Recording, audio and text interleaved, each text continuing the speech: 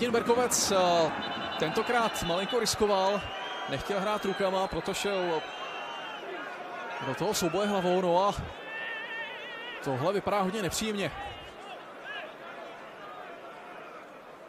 Jak jste věděli, tak Francis Kone okamžitě vydával domácímu golmanovi jazyk,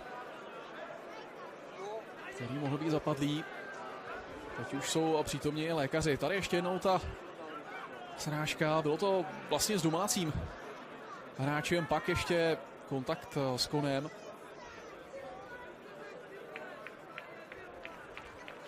Ale Martin Berkovec se hýbe, doufejme, že všechno bude v pořádku.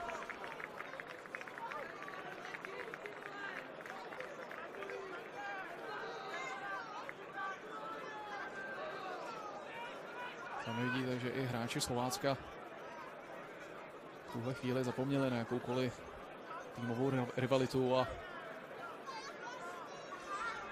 upřímně je zajímá stav, ve kterém se nachází domácí brankář.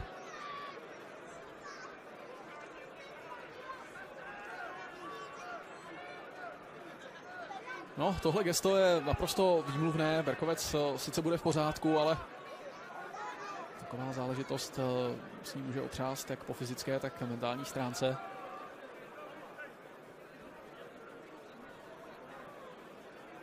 No, do brány tak pravděpodobně bude muset náhradní brankář.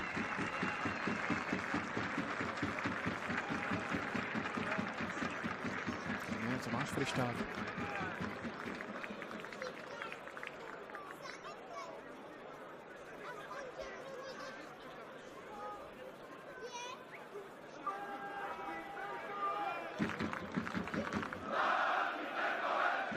Domácí kotel začal vyvolávat jméno Martina Berkovce.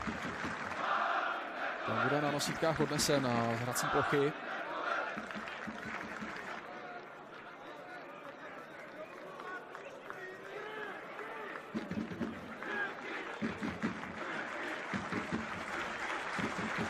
Samozřejmě za potlesku všech, včetně fanoušků Slovácka.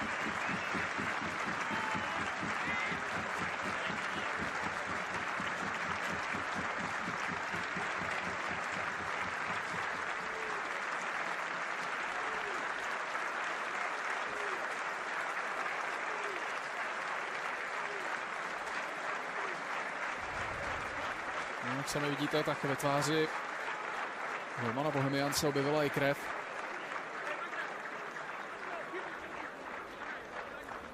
No a krev není jenom ve tváři Martina Berkovce, ale také ve tváři domácího kapitána Daniela Krcha, který by měl být ošetřen, ale na hrací plochu se pravděpodobně vrátí.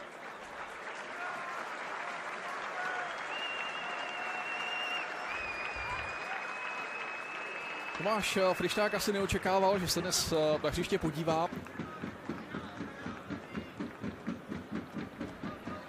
Musí zaskočit za zraněného kolegu. Má před sebou zhruba hodinu hry.